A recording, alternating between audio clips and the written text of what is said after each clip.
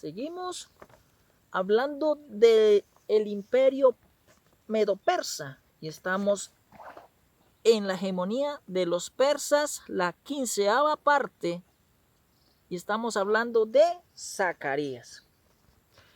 Veamos Zacarías capítulo 4, versículo 6 al 15.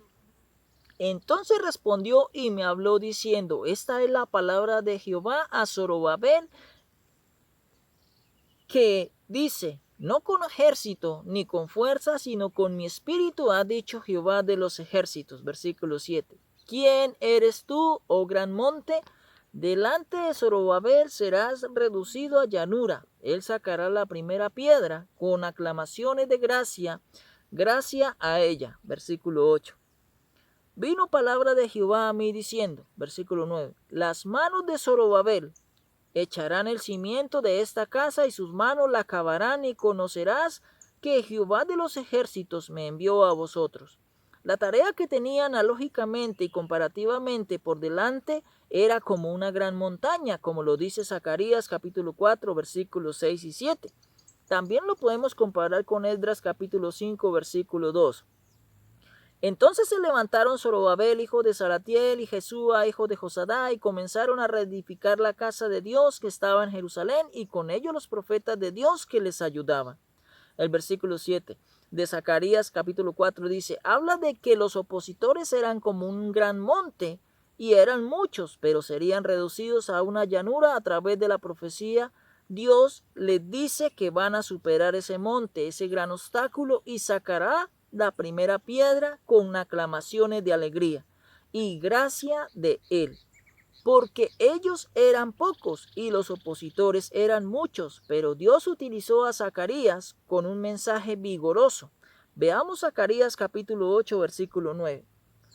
Así ha dicho Jehová de los ejércitos, esfuércense vuestras manos, los que oís en estos días estas palabras de la boca de los profetas desde el día que se echó el cimiento a la casa de Jehová de los ejércitos para edificar el templo. Versículo 10. Porque antes de estos días no ha habido paga de hombre ni paga de bestia, ni hubo paz para el que salía ni para el que entraba a causa del enemigo. Y yo dejé a todos los hombres, cada cual contra su compañero, es decir, Jehová permitió que hubiera oposición. Versículo 11. Mas ahora no lo haré con el remanente de este pueblo como aquellos días pasados, dice Jehová de los ejércitos. Versículo 12. Porque habrá simiente de paz, la vid dará su fruto y dará su producto. La tierra y los cielos darán su rocío, y haré que el remanente de este pueblo posea todo esto. Habrá paz para los que están construyendo la vid, dará su fruto, es decir, serán prosperados y bendecidos en todos los aspectos. Versículo 13. Y sucederá que como fuisteis maldición entre las naciones, oh casa de Judá y casa de Israel, así os salvaré y seréis bendición. No temáis, mas esfuércense en vuestras manos. Cuando estuvieron en la cautividad en Babilonia, este era el mensaje poderoso de Zacarías a Zorobabel y a los que estaban reedificando. No era el tiempo de hacer como los antepasados, es decir, no era el tiempo de quedarse ahí esperando, sino más bien era el momento en sentir aprecio por la oportunidad que Dios les estaba dando. Por esta razón, Zorobabel y Jesúa y los que estaban con él se levantaron con ánimo a seguir reconstruyendo. Veamos a Ageo capítulo 1 versículo 5. Pues así ha dicho Jehová de los ejércitos, meditad bien sobre vuestros caminos. Versículo 6. Sembráis mucho y recogéis poco, coméis y no os saciáis, bebéis y no quedáis satisfechos, os vestís y no os calentáis, y el que trabaja jornal recibe su jornal. En saco roto, estas eran las consecuencias de los que desobedecían a Dios, pero ellos, como iban a obedecer, iban a ser prosperados. Esta era la manera en que Dios contrasta las dos cosas. Pero ¿quién fue Zacarías, el profeta? ¿Por qué digo que Zacarías el profeta? Porque en la Biblia se mencionan a unas 30 personas con este nombre. Aparecen en el registro bíblico con el nombre de Zacarías. Algunos fueron prominentes, relevantes y otros no. Simplemente son nombrados de paso en la genealogía y sobre todo no tenían una historia que contar. Pero este Zacarías, el profeta, era hijo de Berequías, hijo de Ido, el profeta. Veamos Zacarías capítulo 1, versículo 1. En el 8º mes del año segundo de Darío, vino palabra de Jehová al profeta Zacarías, hijo de Berequías, hijo de Ido, diciendo, como también lo afirma Esdras capítulo 5, versículo 1, profetizaron Ageo y Zacarías, hijo de Ido, ambos profetas, a los que estaban en Judá y en Jerusalén, en el nombre del Dios de Israel. ¿Quién estaba sobre ellos? Y Esdras capítulo 6, versículo 14, también Nehemías capítulo 12, versículo 16, dice, de Ido Zacarías. En esa genealogía dice que Zacarías es hijo de Ido. El nombre Zacarías significa Jehová de los ejércitos. Volveos a mí, dice Jehová de los ejércitos, y yo me volveré a vosotros, ha dicho Jehová de los ejércitos. Aquí el contraste es, acuérdense de mí, vuélvanse a mí, y yo me volveré a vosotros, dice Jehová de los ejércitos. Así el nombre de Zacarías significa en que Jehová ha recordado nuevamente al pueblo judío.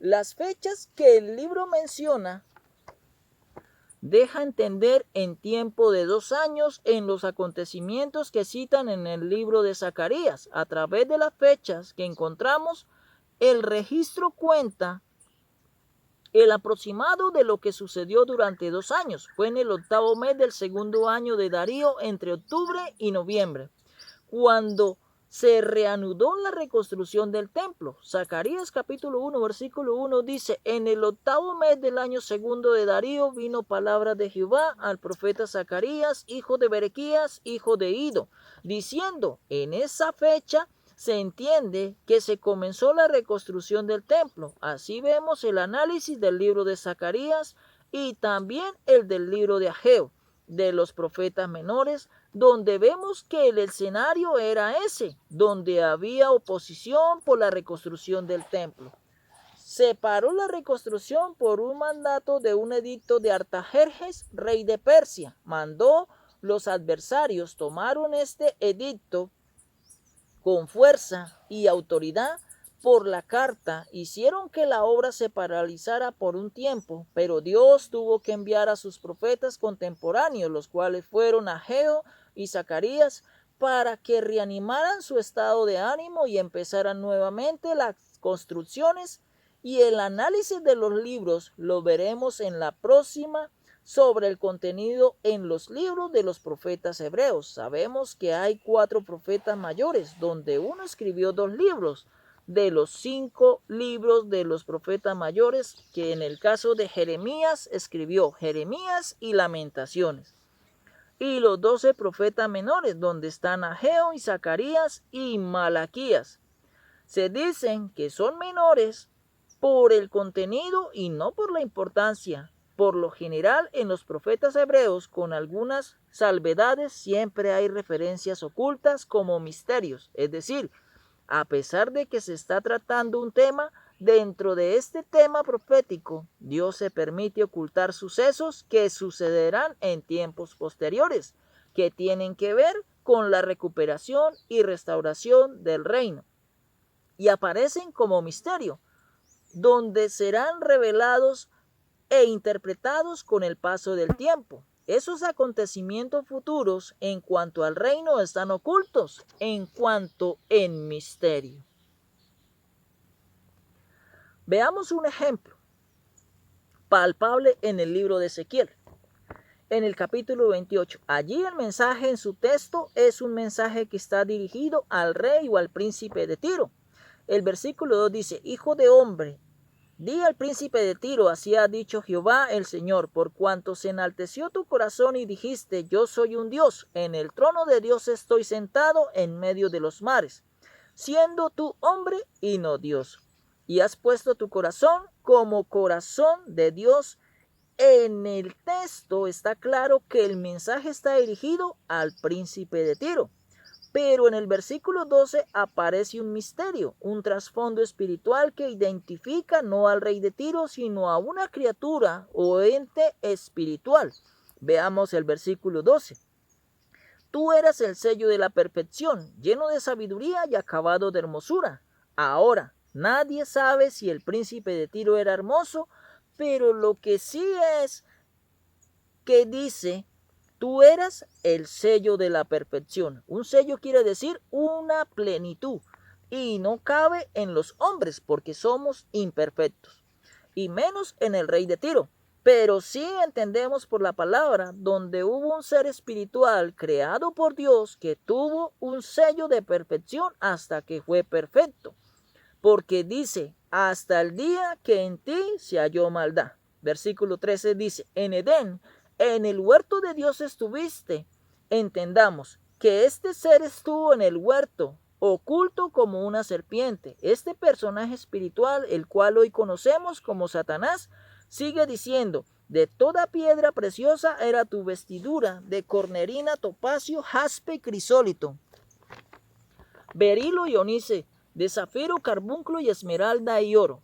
Los primores de tus tamboriles y flautas estuvieron preparados para ti en el día de tu creación. El versículo 13 dice, o termina diciendo, en el día de tu creación, sabemos y entendemos junto con el rey de Tiro, todos somos creaciones, pero somos creaciones a través de ser engendrados por nuestros padres. Sin embargo, Adán sí fue creado y en este caso particular, Satanás también fue creado. En esta referencia solo puede ser aplicable a ese ser espiritual llamado Satanás o diablo. El versículo 14 dice, tú querubín, grande protector, yo te puse en el santo monte de Dios. Allí estuviste, en medio de las piedras de fuego te paseabas. Versículo 15. Perfecto eras en todos tus caminos desde el día que fuiste creado hasta que se halló en ti maldad. Eso aplica en Satanás y no en el rey de Tiro, porque la palabra nos dice en el Salmo 51, versículo 5, Salmo de David, que dice, he aquí, en maldad he sido formado y en pecado me concibió mi madre. Así el versículo 14 dice, tú querubín, es un ángel espiritual y desde Génesis dice que Dios colocó querubines con una espada que se movía en círculo cuidando el camino hacia el árbol de la vida. Así que un querubín es un ser espiritual y no puede ser aplicado al rey de Tiro, un hombre terrenal, el príncipe de Tiro. El versículo 17 dice, lo que llevó a este ser espiritual a oponerse a Dios. Dice que se enalteció tu corazón a causa de tu hermosura, corrompiste tu sabiduría a causa de tu esplendor. Y dice que yo te arrojaré por tierra, delante de los reyes te pondré para que miren en ti. Es decir, Dios le dio una posición a Satanás y éste se enalteció, se orgulleció y se opuso a la gobernación de Dios. Al rey de Tiro le sucedió lo mismo, pero en otro contexto, donde Dios le permite gobernar una gran extensión de tierra. Pero llegó el momento en que dice, yo soy Dios, yo lo logré solo. Y no le dio la alabanza a Dios. Lo mismo hizo el rey Nabucodonosor cuando estando en la terraza de su palacio, viendo la Babilonia, dijo, esta es la Babilonia que yo he construido. Y no le dio la gloria a Dios. Y por eso pasó 7 años, 7 tiempos que vivió como bestia. De hecho, también hay un mensaje profético en misterio. Y Nabucodonosor tuvo que ser disciplinado por Dios para que al fin entrara en razón y le diera la gloria a Dios. Sin embargo, aunque está el rey de Tiro en Ezequiel capítulo 28, hay un paralelismo en cuanto a su comportamiento y su proceder. Y esto también lo utiliza Pablo, es decir, utiliza a los diáconos y a los obispos, que estaba nombrando para la iglesia de aquel entonces. Veamos la primera carta a Timoteo, capítulo 3, versículo 6. No un neófito, no sea que envaneciéndose caiga en la condenación del diablo, es decir, no sea que por su posición empiece a contradecir y a cuestionar la autoridad y se vuelva contra aquel que le dio la autoridad, en este caso un neófito que ha sido nombrado en la congregación con el tiempo se siente importante por la autoridad que se le dio y se rebela contra la autoridad para dividir la iglesia. En el caso de Timoteo, como se le recomienda o se lo recomienda a Pablo, que a la hora de nombrar a alguien se asegure primero para que éste no caiga en el lazo de la condenación del diablo. Por su arrogancia se rebeló contra la autoridad y por lo tanto será destruido. Así, mis amados en el Señor, que la palabra de Dios corra y sea glorificada.